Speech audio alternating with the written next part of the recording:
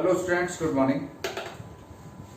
देखिए, last lecture में हम लोगों ने इलेक्ट्रॉन गेन एंथैल्पी के बारे में पढ़ा था और आपको बता दिया था कि इलेक्ट्रॉन गेन एंथैल्पी क्या होती है। किसी न्यूट्रल आइसोलेटेड गैसियस एटम में एक जब एक्स्ट्रा इलेक्ट्रॉन ऐड कराया जाता है तो जो एनर्जी उसमें रिलीज होती है उसको हम कहते हैं electron gain enthalpy. Generally energy release होती है। हाँ, अगर किसी स्टेबल कॉन्फ़िगरेशन में अगर आप इलेक्ट्रॉन एंटर कराते हैं तो उसमें एनर्जी देनी पड़ती है, तब इलेक्ट्रॉन गेन एंथैल्पी की वैल्यू जो है वो पॉजिटिव होती है। अन्यथा ज्यादातर केस में क्या होता है, उसमें इलेक्ट्रॉन एंटर कराएंगे तो एनर्जी रिलीज होगी and released energy given negative sign, and if energy have to be supplied then you have to given positive sign. अब हम आगे ये देखना चाह रहे हैं कि किस तरह से इलेक्ट्रॉन गेन एंथैल्पी में चेंजेस होते हैं पीरियोडिक टेबल में लेफ्ट से राइट जाने पर या टॉप टू बॉटम जाने पर, ग्रुप में ऊपर से नीचे जाने पर और लेफ्ट से राइट जाने पर।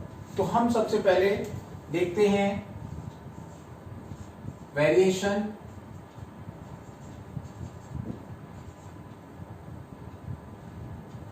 With in A group.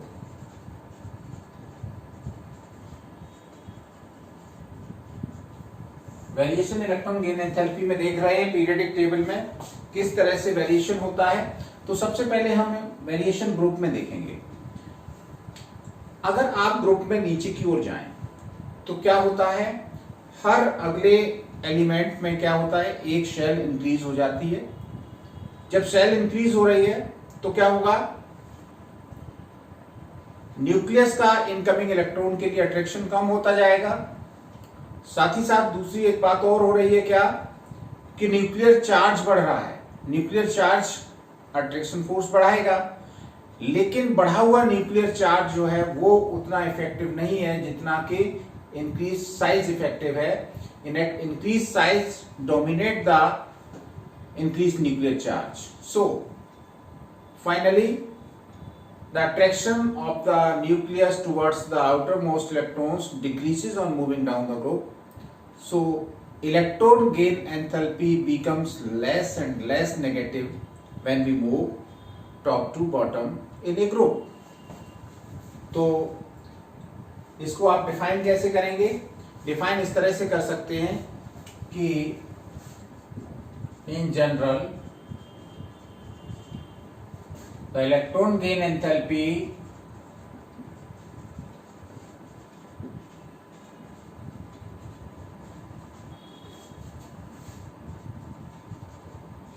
becomes less and less negative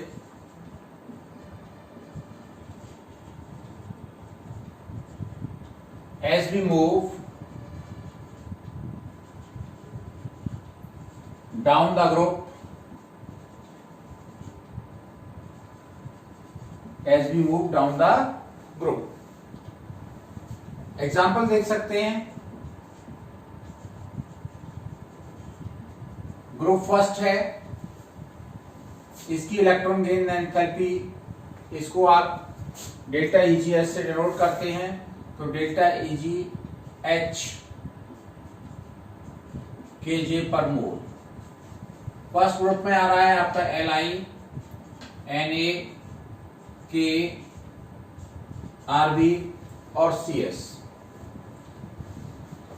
इसकी इलेक्ट्रॉन गेन एंथैल्पी देखिए कितनी है।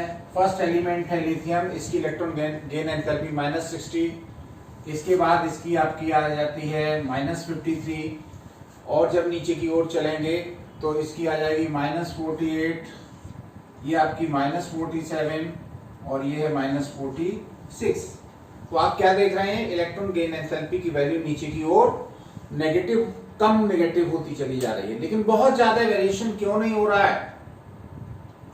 वो इसलिए नहीं हो रहा है कि साइज बढ़ने के साथ साथ न्यूक्लियर चार्ज भी बढ़ रहा है, तो इसलिए इफेक्ट तो पड़ रहा है।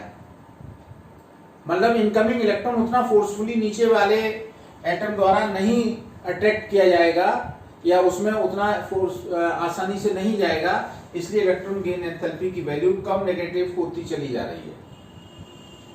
उधर देखते हैं हैलोजन की तरफ उनकी इलेक्ट्रॉन गेन करने की टेंडेंसी ज्यादा होती है, इसलिए उनकी गेन एंथैल्पी की नेगेटिव वैल्यू ज्यादा हाई होती है। ग्रुप 7 में देख लीजिए,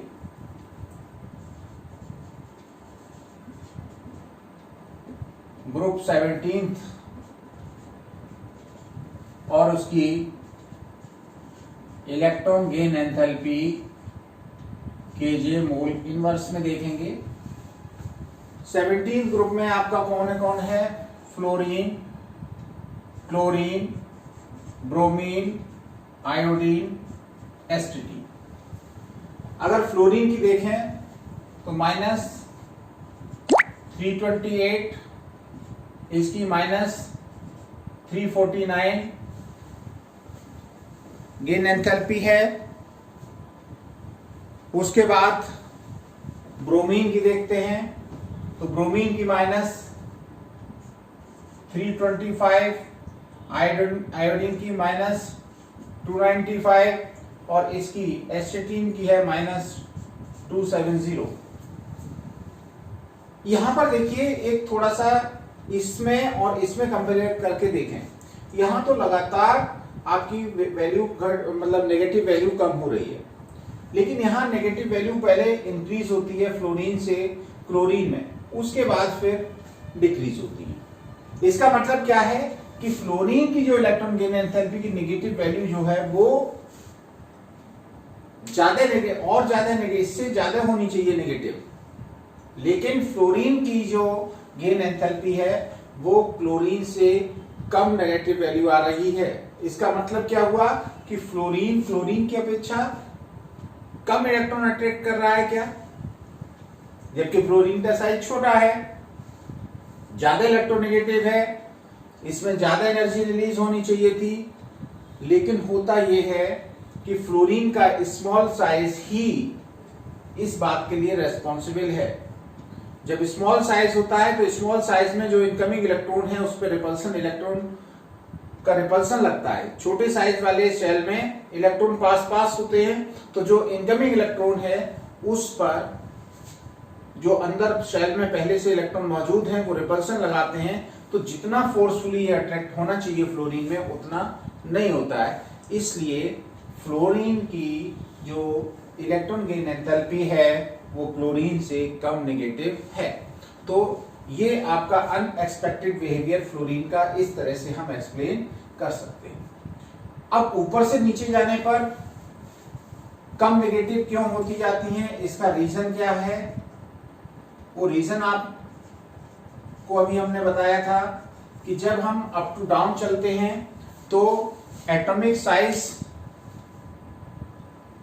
बढ़ता है और न्यूक्लियर चार्ज भी बढ़ता है। एटॉमिक साइज क्या करेगा? एटॉमिक साइज जो होगा वो इलेक्ट्रॉन गेन एंथैल्पी की नेगेटिव वैल्यू को कम करेगा और न्यूक्लियर चार्ज गेन एंथैल्पी की नेगेटिव वैल्यू को बढ़ाएगा। लेकिन आपका जो इंक्रीज न्यूक्लियर चार्ज है वो डोमिनेट करता है किस पर? वो डोमिनेट करता है आपके न्यूक्लियर चार्ज पर। मतलब न्यूक्लियर चार्ज उतना ज्यादा इफेक्टिव नहीं है जितना बढ़ा हुआ न्यूक्लियर वो साइज इफेक्टिव है। तो साइज इफेक्टिव होने की वजह से नीचे की ओर जाने पर इनकमिंग इलेक्ट्रॉन के लिए अट्रैक्शन कम होता जा रहा है।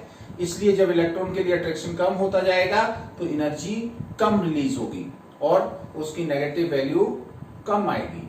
तो ये रीजन आप इस तरह से लिख सकते हैं, चाहे तो नोट कर लें कि on moving down the group atomic size and nuclear size both increases, but increase in size dominates the increased nuclear charge. As a result, force of attraction for incoming electron decreases. Hence, electron gain enthalpy becomes less and less negative on moving down the group.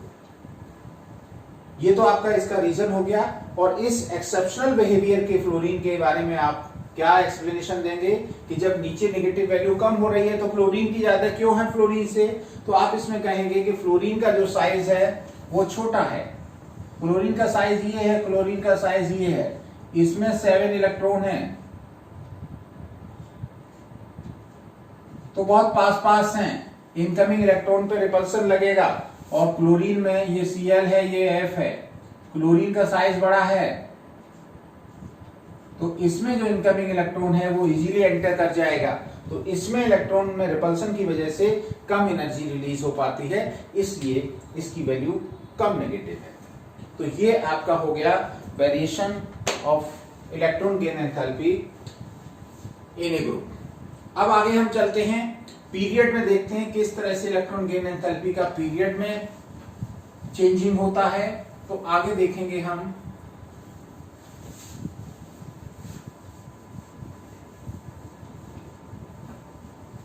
Electron gain enthalpy का variation period. तो B part डाल लीजिए, variation along a period. जब हम किसी period में left से right की तरफ मूव करेंगे, इधर से इधर की तरफ पीरियडिक टेबल में मूव करेंगे, तो इलेक्ट्रॉन गेन एंथैल्पी की वैल्यू मोर नेगेटिव होती जाएगी। क्यों होती जाएगी? जैसे जैसे हम लेफ्ट से राइट चलते हैं, नंबर ऑफ सेल्स कांस्टेंट रहती हैं और इलेक्ट्रॉन बाहर और न्यूक्लियर चार्ज भी बढ़ता है, तो बाहर वाले शेल में इलेक्ट्रॉनों पर अट्रैक्शन फोर्स न्यूक्लियस का बढ़ता चला जाता है। जितना न्यूक्लियर का अट्रैक्शन फोर्स ज्यादा होगा बाहर वाले इलेक्ट्रॉन के लिए, उतना ही ज्यादा एनर्जी रिलीज होगी इनकमिंग इलेक्ट्रॉन के लिए।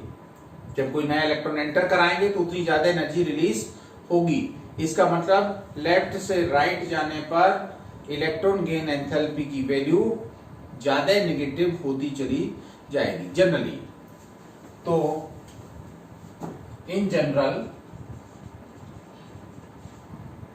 on moving left to right along a period, the electron gain enthalpy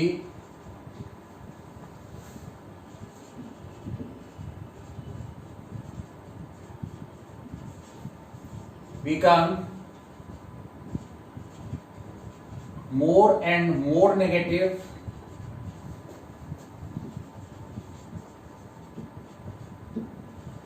ये क्यों होती है? It is due to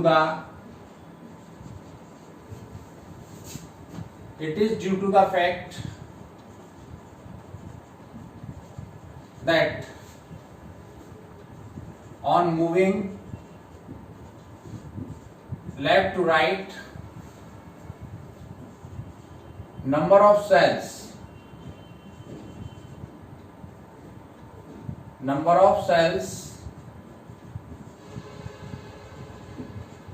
remains constant, while nuclear charge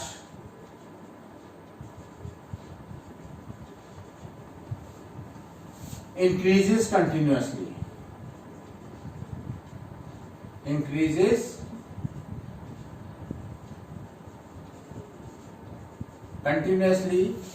as a result,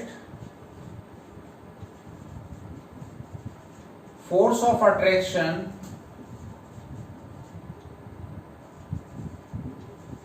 for incoming electron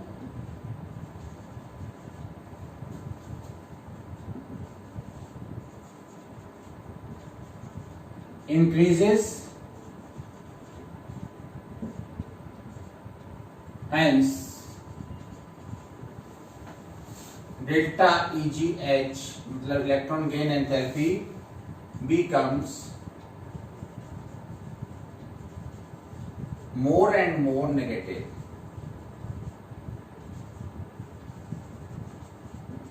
electron gain enthalpy negative तब होगी जब ज्यादा energy release होगी, और जब एनर्जी ज्यादा जब रिलीज होगी जब बाहर वाले इलेक्ट्रॉन पर अट्रैक्शन फोर्स हमारा न्यूक्लियस का बढ़ता चला जाएगा।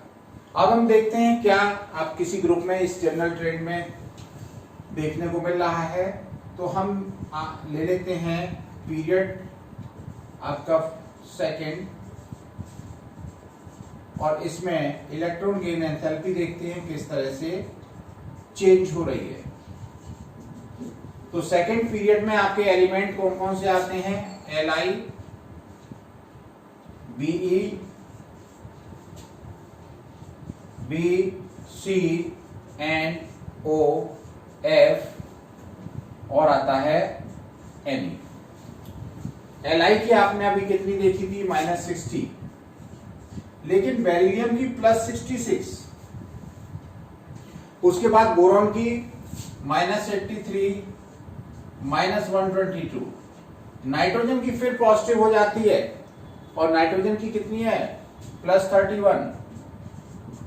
इसके बाद ऑक्सीजन की हम गेन एंथैल्पी देखते हैं -141, फ्लोरीन की गेन एंथैल्पी हम देखते हैं -328 और नियोन की फिर जो है वो पॉजिटिव हो जाती है और वो कितनी पॉजिटिव है? +116। अब आप देखिए यहां पर ये सेकेंड ग्रुप में और ये आपका 15 ग्रुप में और ये लास्ट वाले ग्रुप में ये सारी पॉजिटिव हैं। इसका रीजन ये है कि इसका इलेक्ट्रॉनिक कन्फिगरेशन है NS2, इसका है NS2 NP3 और इनका है NS2 NP6। तो आपने क्या देखा कि हैलोजन इसमें सबसे ज्यादा निगेटिव इलेक्ट्रॉन गेन एंथैल्पी की वैल्यू है और क्योंकि इनकी जो टेंडेंसी होती है वो इलेक्ट्रॉन अट्रैक्ट करने की सबसे ज्यादा होती है, इसलिए इलेक्ट्रॉन गेन एंथैल्पी की हाईएस्ट वैल्यू जो है पीरियड में किसकी है?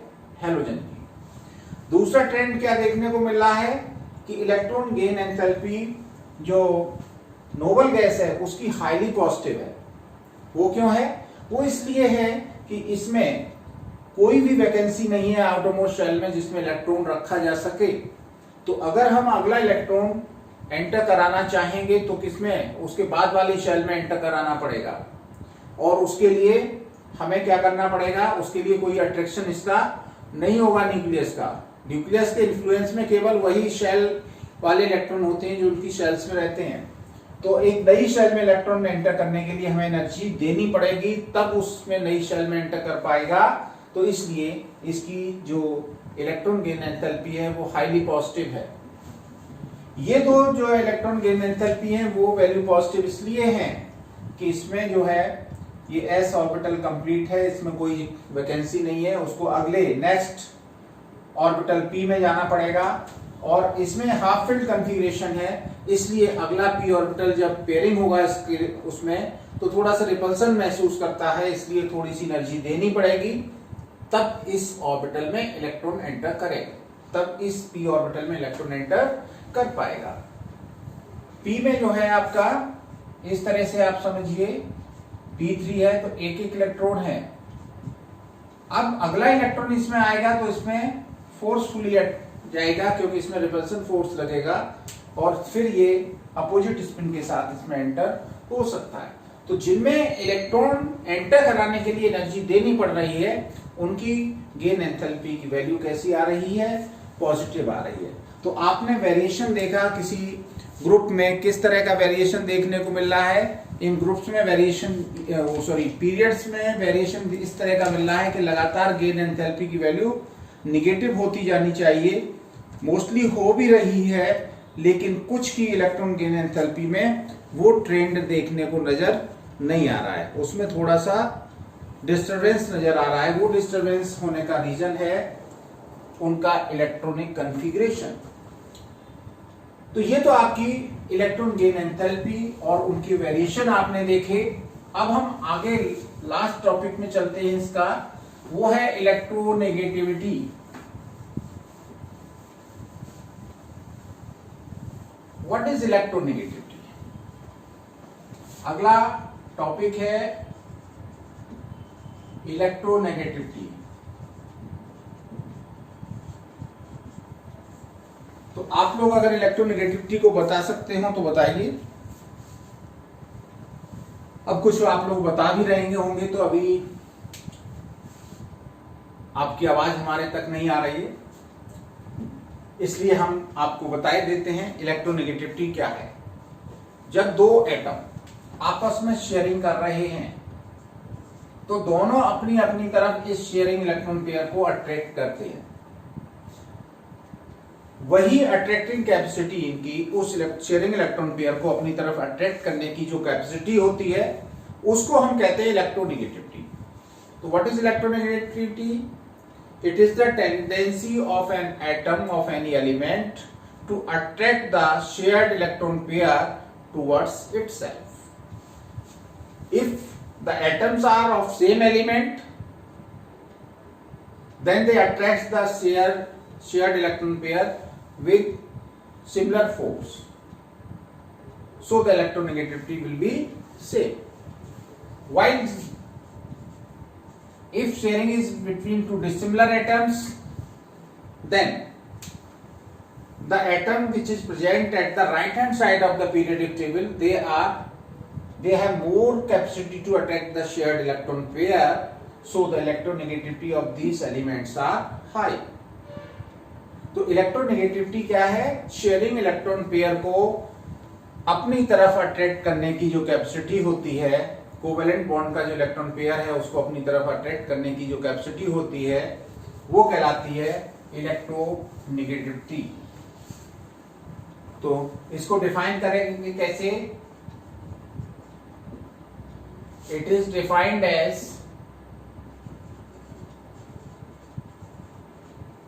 tendency of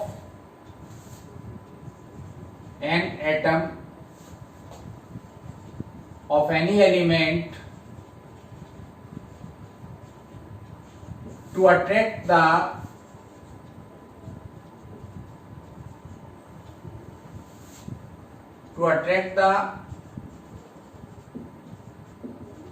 sharing electron pair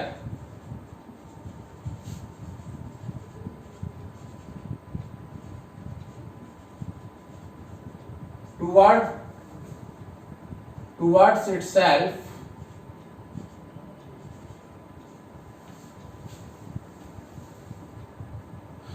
in a covalent bond।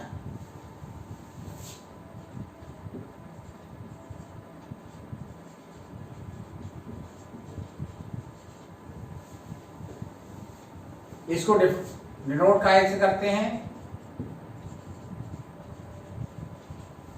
इसको काई, इस तरह से काई बनता है तो इट इज डिनोटेड बाय काई। तो ये तो आपकी हो गई इलेक्ट्रोनेगेटिविटी की शेयरिंग इलेक्ट्रॉन पेयर को अपनी तरफ अट्रैक्ट करने की कैपेसिटी, ये कहलाती है इलेक्ट्रोनेगेटिविटी। अब हम बात करेंगे कौन कौन से फैक्टर्स हैं जो इलेक्ट्रोनेगेटिविटी को अफेक्ट करते हैं।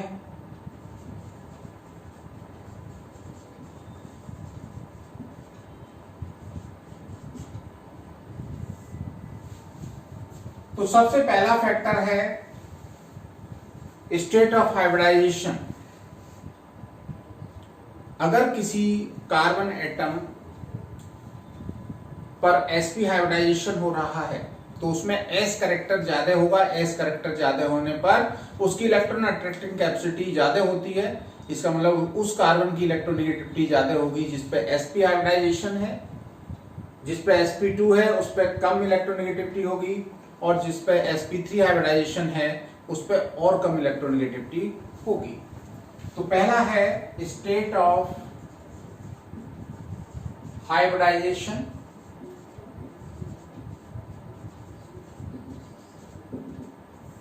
तो आप इसमें लिख सकते हैं sp hybrid carbon is more electronegative than that of sp2 and sp3 hybrid carbon। जैसे जैसे s करेक्टर कम होगा वैसे वैसे इलेक्ट्रोनेगेटिविटी कार्बन की कम होती जाएगी, क्योंकि s ऑर्बिटल जो है वो छोटा होता है और उस sp हाइब्रिड ऑर्बिटल में s करेक्टर ज्यादा होने के कारण उसकी इलेक्ट्रोनेगेटिविटी ज्यादा होती है। दूसरी होती है ऑक्सीडेशन स्टेट। सेकेंड आपका जो फैक्टर है वो है oxidation state of element.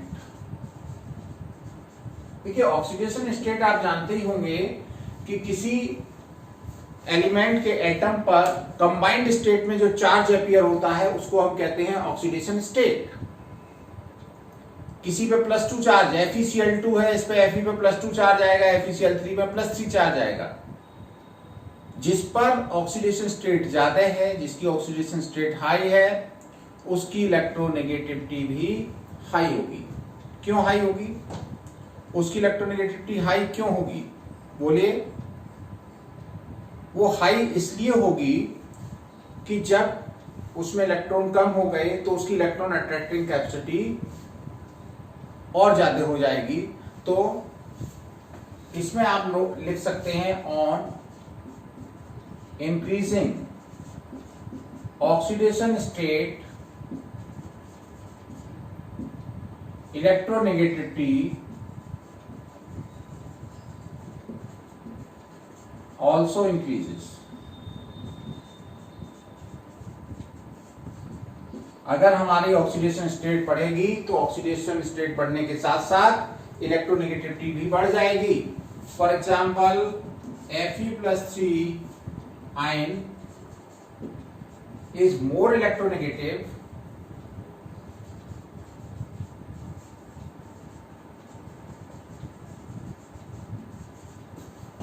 than that of Fe+2 ion।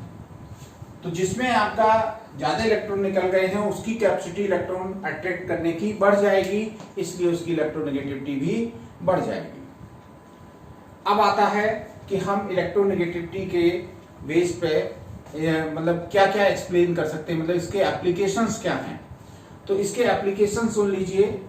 एक तो हम इलेक्ट्रोनेगेटिविटी के बेस पर मेटेलिक और नॉन मेटेलिक कैरेक्टर डिफाइन कर सकते हैं। कैसे? अगर किसी एलिमेंट की इलेक्ट्रोनेगेटिविटी बढ़ रही है तो इसका मतलब क्या है?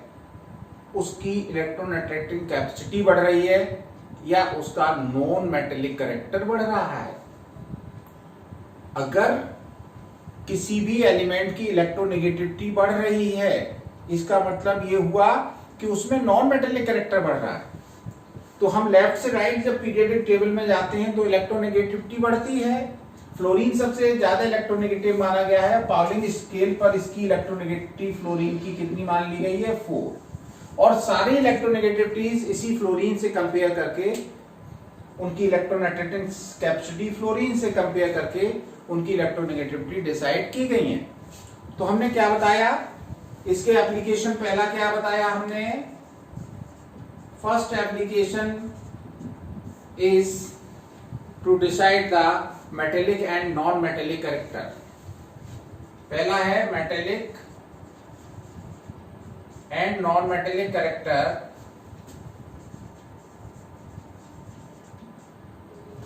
नॉन मेटेलिक कैरेक्टर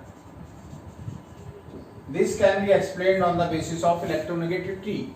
जैसे जैसे इलेक्ट्रोनेगेटिविटी बढ़ेगी उसका नॉन मेटेलिक कैरेक्टर बढ़ेगा। इलेक्ट्रोनेगेटिविटी जैसे जैसे कम होगी वैसे वैसे नॉन मेटेलिक कैरेक्टर कम होगा, मेटेलिक कैरेक्टर बढ़ेगा। तो इस तरह से हम इलेक्ट्रोनेगेटिविटी के बेस पे जो कम इलेक्ट्रोनेगेटिव हैं, बहुत कम इलेक्ट्रोनेगेटिव हैं, वो क्या होते हैं? मेटेलिक कैरेक्टर रखते हैं। और जो ज्यादा इलेक्ट्रोनेगेटिव होते हैं वो क्या रखते हैं? नॉन मेटेलिक कैरेक्टर रखते हैं। इसके बाद दूसरी बात हम और क्या एक्सप्लेन कर सकते हैं इलेक्ट्रोनेगेटिविटी के बेस पे? इलेक्ट्रोनेगेटिविटी के बेस पे हम पोलर और नॉन पोलर बॉन्ड या बॉन्ड की पोलैरिटी के बेस पे बता सकते हैं वो बॉन्ड कितना पोलर होगा, कितना उसमें आयनिक कैरेक्टर होगा। तो polar and non polar bonds. Non polar bonds तो केवल तब होगा जब इलेक्ट्रोनेगेटिविटी डिफरेंस 0 होगा। अगर दो एलिमेंट की इलेक्ट्रोनेगेटिविटी का डिफरेंस, बहुत इंपॉर्टेंट बात है, नोट कर लीजिए, अगर दो एलिमेंट्स की इलेक्ट्रोनेगेटिविटी का डिफरेंस 1.9 से कम रहता है तब तो उसमें 50% से कम आयनिक कैरेक्टर होता है, तो वो पोलर कोवेलेंट बॉन्ड कहलाएगा। जैसे ही आपका इलेक्ट्रोनेगेटिविटी डिफरेंस 1.9 हुआ, 50% आयनिक 50% कोवेलेंट कैरेक्टर आ गया, और 50% से ज्यादा अगर इलेक्ट्रोनेगेटिविटी डिफरेंस दो एलिमेंट जिनके बीच में बॉन्डिंग हो रही है वो 1.9 से ज्यादा हुआ, वैसे ही इलेक्ट्रॉन ट्रांसफर हो जाएगा और उसमें आयनिक कैरेक्टर आ जाएगा 50% से ज्यादा। कोई भी बॉन्ड प्योरली आयनिक या कोवेलेंट नहीं होता है, उसमें दूसरा कैरेक्टर भी होता है, लेकिन 50% तक अगर कोवेलेंट कैरेक्टर है तो कोवेलेंट 50 से कम रह गया तो वो आयनिक कैरेक्टर आ जाएगा, आयनिक बॉन्ड बन जाएगा। तो हम इलेक्ट्रोनेगेटिविटी डिफरेंस के बेस पे उसका पोलर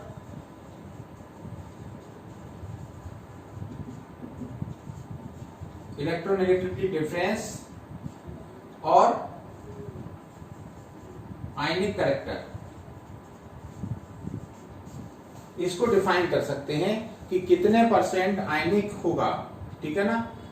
अगर हमारा इलेक्ट्रोनेगेटिविटी डिफरेंस दो एलिमेंट के बीच में 0.6 है तो वो केवल 10% आयनिक होगा।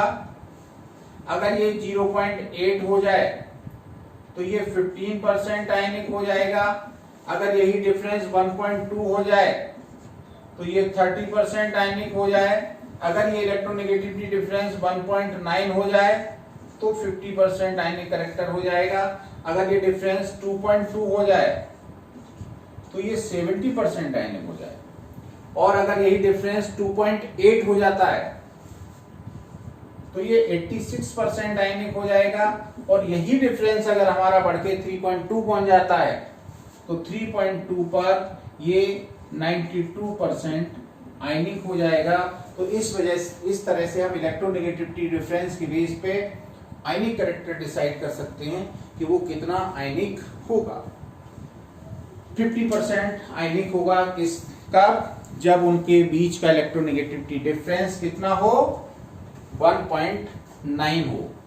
तो इस तरह से ये आपका इलेक्ट्रोनेगेटिविटी था।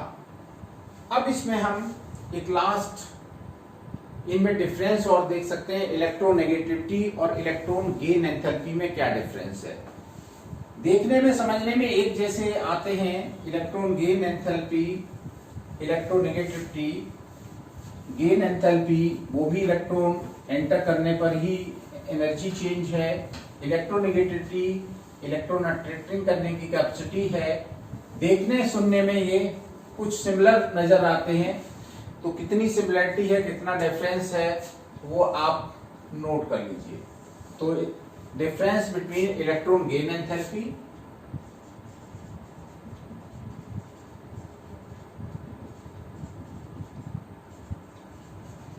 And electronegativity.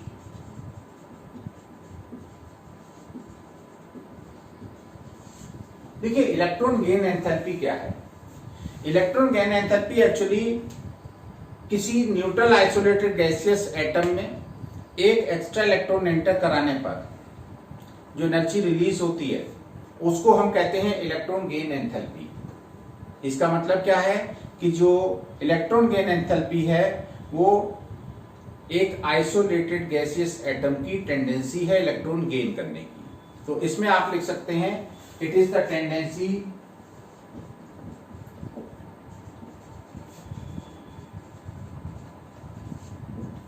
of an isolated gaseous atom।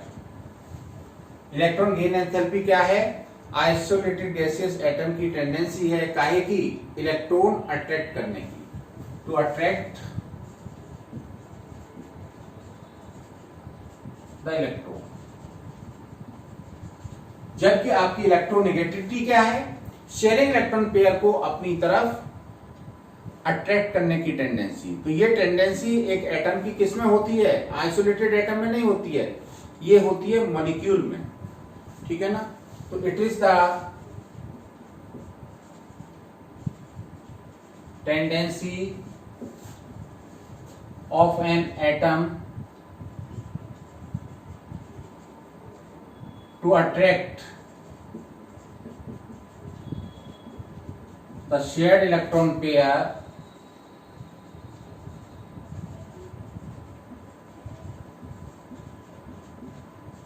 in a molecule.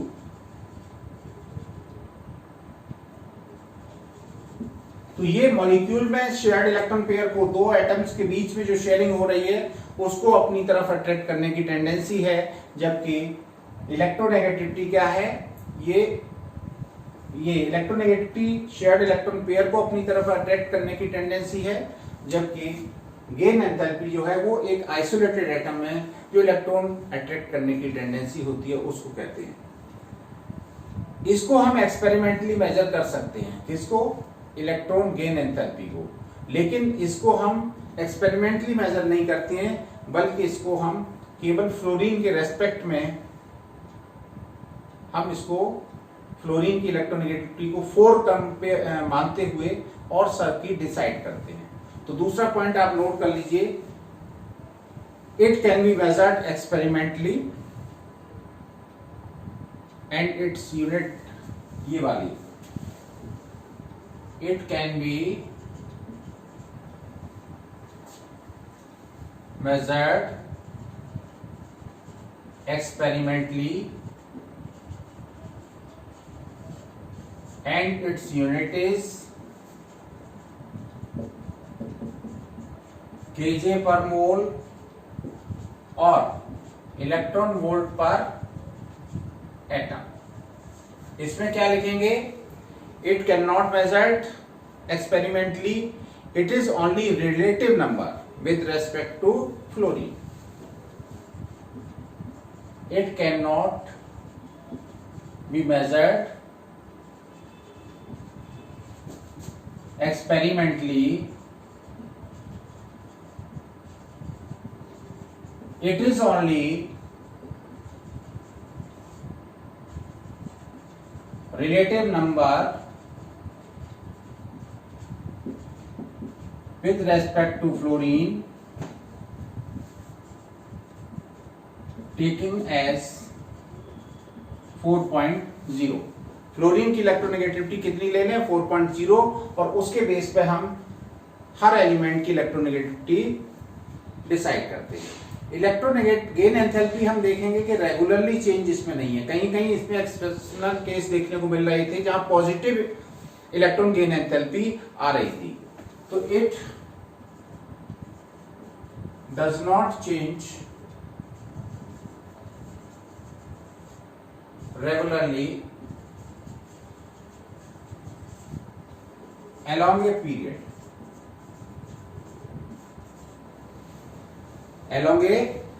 or along a group। लेकिन ये जो है इसमें पीरियड में रेगुलर चेंज देखने को मिलता है, हालांकि ग्रुप में कुछ एक्सेप्शंस देखने को मिलते हैं। तो इसमें लिख सकते हैं, it changes regularly along a period, however there are some exceptions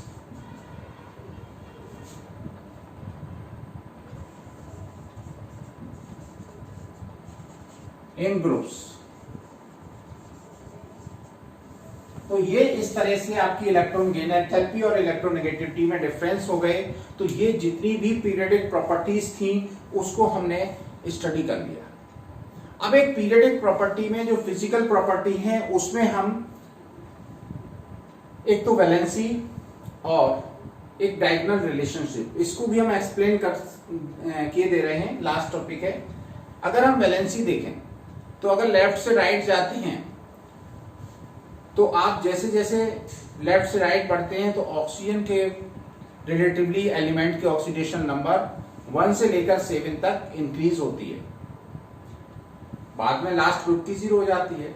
लेकिन हाइड्रोजन के रिलेटिव में ऑक्सीजन जो आपकी वैलेंसी है वो 14 ग्रुप तक 1 2 3 4 बढ़ती है और उसके बाद फिर घटने लगती है। तो हाइड्रोजन के रिलेटिविटी वैलेंसी 1 से लेके 4 तक बढ़ेगी, फिर कम होने लगेगी, और ऑक्सीजन के रिलेटिव में 1 से 7 तक बढ़ेगी। ये तो हो गई वैलेंसी। अब बात करते हैं हम डायगोनल रिलेशनशिप की। डायगोनल रिलेशनशिप क्या है कि सेकेंड पीरियड के कुछ एलिमेंट थर्ड पीरियड से रिलेशनशिप दिखाते हैं, प्रॉपर्टीज में सिमिलरिटी दिखाते हैं जो उनके डायगोनली अपोजिट होते हैं। जैसे सेकेंड पीरियड में क्या है, Li Be Bc, इसमें है Na Mg Al Si। ये आपका ग्रुप कौन सा है, फर्स्ट ग्रुप है, ये सेकेंड ग्रुप है, ये 13 ग्रुप है, ये 14 ग्रुप है। तो Li Mg से सिमिलरिटी शो करता है, बेरिलियम एल्यूमिनियम से सिमिलरिटी शो करता है, बोरॉन सिलिकॉन से सिमिलरिटी शो करता है। वैसे आपके ग्रुप में सिमिलरिटी रहनी चाहिए, लेकिन फर्स्ट ग्रुप का सेकंड ग्रुप के डायगोनली अपोजिट एलिमेंट से सिमिलरिटी रखता है, बेरिलियम एल्यूमिनियम से रखता है, बोरॉन सिलिकॉन से रखता है। तो इस तरह की सिमिलरिटी को हम कहते हैं डायगोनल रिलेशनशिप। एक तरह से ये इनवैलिड रिलेशनशिप है, क्योंकि valid relationship up to down, तो ये इनवैलिड रिलेशनशिप डायगोनल रिलेशनशिप बोले जाते हैं, जो कि सेकेंड पीरियड के एलिमेंट थर्ड पीरियड के एलिमेंट से शो करते हैं। तो इस तरह से आपका ये पीरियोडिक टेबल का टॉपिक कंप्लीट हो गया है। इसको आप नोट्स कंप्लीट कर लीजिए। अब हम आगे अगले लेक्चर से हम केमिकल बॉन्डिंग के बारे में शुरू करेंगे। अगला lecture chemical bonding. Thank you.